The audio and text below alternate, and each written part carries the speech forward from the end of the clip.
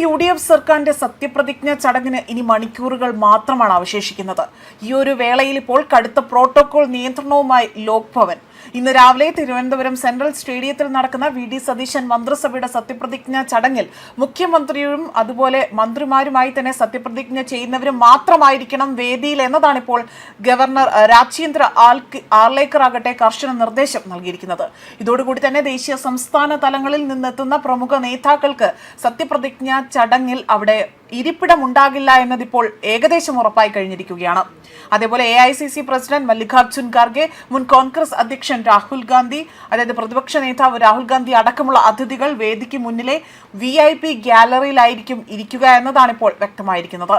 Thiruvananthapuram central സ്റ്റേഡിയത്തിൽ സുരക്ഷയും protocol സംവിധാനങ്ങളും ഇപ്പോൾ ശക്തമാക്കിയിട്ടുണ്ട്. ചടങ്ങിനായുള്ള അവസാനഘട്ട ഒരുക്കങ്ങൾ ഇപ്പോൾ പുരോഗമിക്കുകയാണ്. സത്യപ്രതിജ്ഞാ ചടങ്ങിന്റെ പവിത്രതയും ഭരണഘടനാപരമായ പ്രോട്ടോകോളും കർശനമായി തന്നെ പാലിക്കണമെന്ന നിലപാടാണ് ഗവർണർ സ്വീകരിച്ചിരിക്കുന്നത്.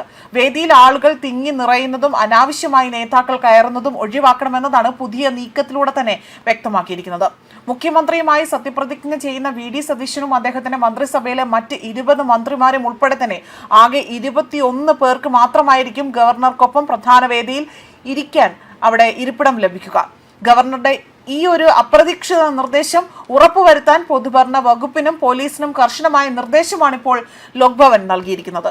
ഇതേ തുടർന്നുകൊണ്ട് ചടങ്ങിന്റെ വേദിയിലെ ഇരിപ്പിട ക്രമീകരണങ്ങൾ ഉദ്യോഗസ്ഥർ അവസാന നിമിഷം വലിയ രീതിയിൽ മാറ്റങ്ങൾ വരുത്തിയിരിക്കുകയാണ്. അതേപോലെ 10 ദിവസത്തെ ഇടവേളയ്ക്ക് ശേഷമാണ് ഇപ്പോൾ കേരളത്തിൽ UDF സർക്കാർ അധികാരത്തിലേക്ക് കയറുന്നത്. എന്നാൽ രാജ്യം ഉറ്റുനോക്കുന്ന വൻ ജനപങ്കാളിത്തമുള്ള ചടങ്ങിലേക്ക് ഇപ്പോൾ എല്ലാവരും തിരുവനന്തപുരത്തേക്ക് കണ്ണും നട്ടിരിക്കുകയാണ് എന്നതാണ് ഇപ്പോൾ ഏറ്റവും പുതുതായി തന്നെ അറിയാൻ കഴിയുന്നത്. കോൺഗ്രസിൽ നിന്ന് രമേശ് ചെന്നിത്തല, K മുരളീധരൻ, സണ്ണി ജോസഫ് എന്നിവരും മുസ്ലിം ലീഗിൽ നിന്നുള്ള മന്ത്രിമാരുമാണ് VD സതീശനോടൊപ്പം ഇന്ന് സത്യപ്രതിജ്ഞ ചെയ്യുന്നത്.